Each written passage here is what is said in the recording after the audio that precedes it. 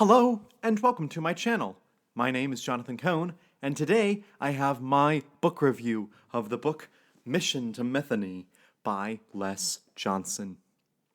This is an original hard science fiction / space opera book by Les Johnson, whom I interviewed at DragonCon in 2023. He was actually the first person I interviewed at DragonCon. That interview was the second I uploaded because I wanted the Timothy Zahn one to go up first, but my interview with Les was the first one I did at DragonCon. It's really fun. It's on the channel. You should go check it out. But I picked up this book because I was interested in it for a couple of reasons. One, I had met Les Johnson. I wanted to read his works. Two, I knew that Les Johnson, is a an engineer, one of those employees at NASA who's dealing with all the science stuff at NASA, and so he's got some knowledge about how space travel works, and he actually knows the field, which a lot of classic science fiction writers were. And then also, I've been interested in Les Johnson's works because he actually collaborated with Ben Bova, who's one of my favorite science fiction authors. Ben Bova, who wrote the whole Mars and the whole Grand Tour Universe series. And so I've been wanting to get into more books like that. And so I was told that Les Johnson is like that.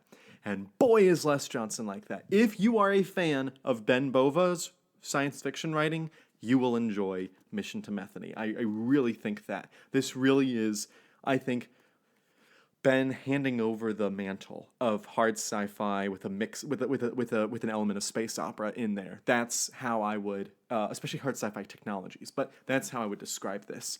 I really think that Ben Bova was a huge writer from the 80s, probably before in the 70s, but at least from the 80s all the way through about 2020 when he sadly passed away. And I do think that, especially if he can continue writing, I think Les Johnson will take up that mantle.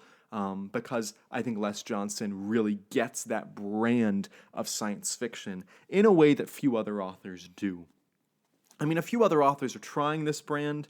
I would say that over at Tor Books, they have the author Mary Robinette Kowal, who has kind of experimented with this brand of science fiction. But I think that Les really captures Ben's style really well.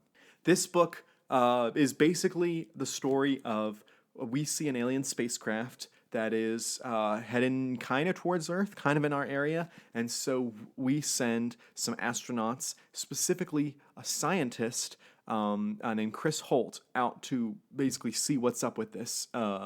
What's up with this spacecraft? And what they learn about the spacecraft points them to Methone, which is a moon.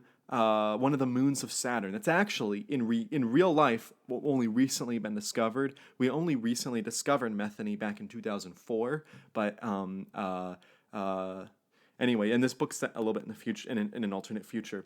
But what makes this book, so interesting is that Methone is a real life moon. But what Les decides to do with the moon in this book is what really makes it quite interesting and different.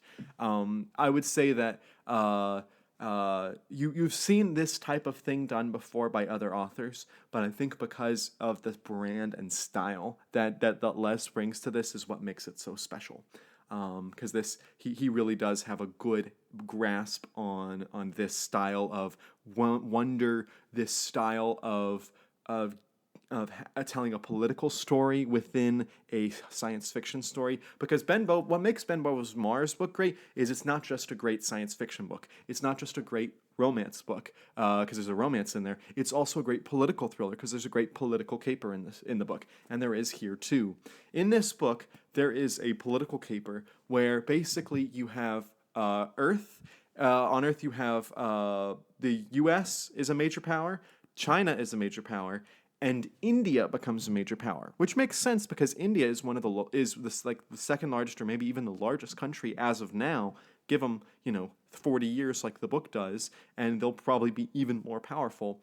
And the book sets India as a major power. And also, the book assumes that a caliphate will be produced in the Middle East, which I think is also quite possible. And so you have the three major powers plus the caliphate, and there's this kind of political subplot going on where each of these powers is kind of jockeying for influence and power. And then they also see there's this alien stuff going on, and we need to stop the alien stuff. And so I really appreciated that in the book we got that political caper because it made it so much more exciting. If you've seen the movie The Sum of All Fears, I'm not sure if the book does this, but because I haven't read the book yet, but if you've seen the movie The Sum of All Fears, it basically pits the US versus Russia, and it turns out that there was a puppet master basically forcing them to fight each other, and that puppet master being the Nazis who were hiding.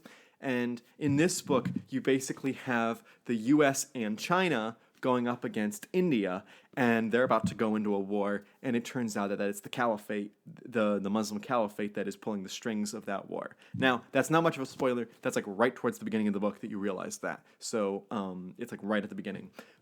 And I have not even told you some of the spoilers in this book, because there are some great science fiction spoilers in this book. I will say the last 100 pages, the book takes a little bit of a turn into more space opera-y side as opposed to hard science fiction. The first, 2/3 of the book is pretty hard SF. There's elements of space opera in there, but it's pretty hard SF. And then you get into the last quarter of the book, and you're like, okay, this is more space opera-y. But it works because he's set the groundwork perfectly, and his style just works so well. So the one problem with the book is it does not have a good character development. The main character, although he undergoes changes, he really doesn't have a journey in the book, character-wise. None of the other characters have a character journey. There is what the character thinks is a romance, that is like super subdued and is like barely existent, if at all. And it's just not set up properly. And there are a few other characters who are set up, but they have very flat personalities. Like you like them or you don't. It's kind of like Kevin J. Anderson's writing. His characters are fairly on the surface. You know whether they're good or bad or in between, or there's no shocks. There's no journeys of the characters really. That's how this is here. The characters, what they pitch the character as is what the character is. So. That all being said, I really enjoyed the book. This is my brand of science fiction that I really enjoy. It just gets that kind of hard SF with a little bit of space opera that I just love this brand. So if you're a Ben Bova fan, I cannot stress enough that you read Les Johnson's works, including this book. And I have many more Les Johnson books that I've purchased recently, and I cannot wait to read them all. So if you've read Mission to Methone, let me know your thoughts in the comments section down below. And if you have other hard SF books with a little bit of space opera, let me know about those as well. And until next time, I'm Jonathan, and thank you for watching.